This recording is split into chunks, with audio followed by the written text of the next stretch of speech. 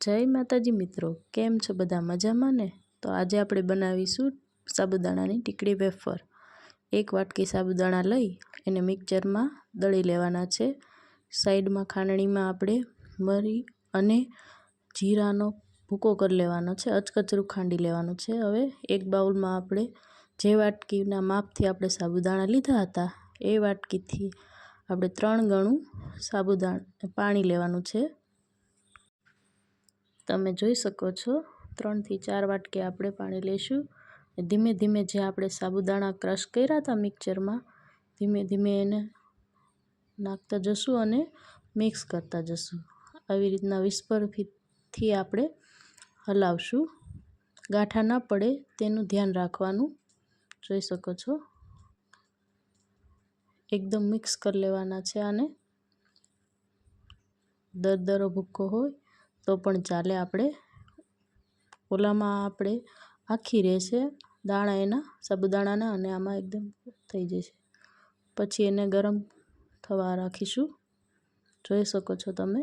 અને એકદમ એને હલાવતું રહેવાનું છે, નીચે ચોટી ન જાય તેનું ધ્યાન રાખવાનું છે। હવે એમાં આપણે મરી અને જીરાનો ભૂકો નાખીશું ને હલાવતું રહેવાનું છે, ઘટ ન થાય ત્યાં સુધી એને હલાવવાનું છે, જોઈ શકો છો તમે। હવે આમાં આપણે આપણા સ્વાદ મુજબ મીઠું નાખીશું। અમારા ઘરે ખારું વધારે ખાય છે એટલે થોડુંક અમે વધારે નાખીએ છીએ। કહેવાય છે કે નહીં કે પાપડ ખારો હોય તો જ સારો લાગે। મારે આમાં થોડુંક વધારે પાણીની જરૂર પડી છે, આપણે એમાં પાણી થોડુંક ઉમેરીશું। તમે જોઈ શકો છો મિશ્રણ આપણું ઘટ થવા લાગ્યું છે,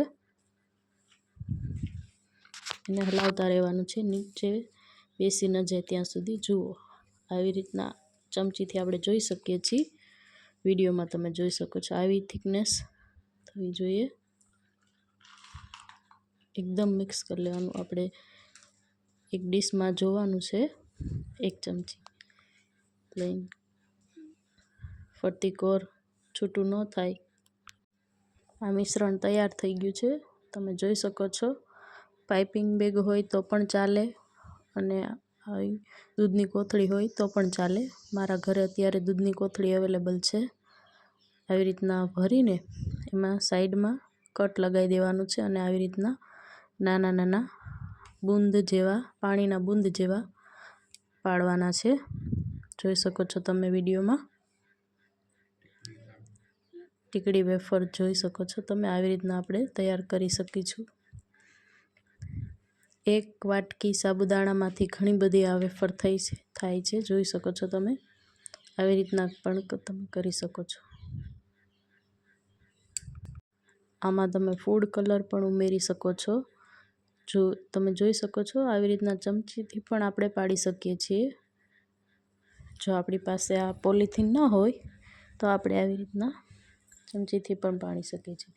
તમે જોઈ શકો છો એક વાટકી સાબુદાણામાંથી કેટલા બધા થયા છે।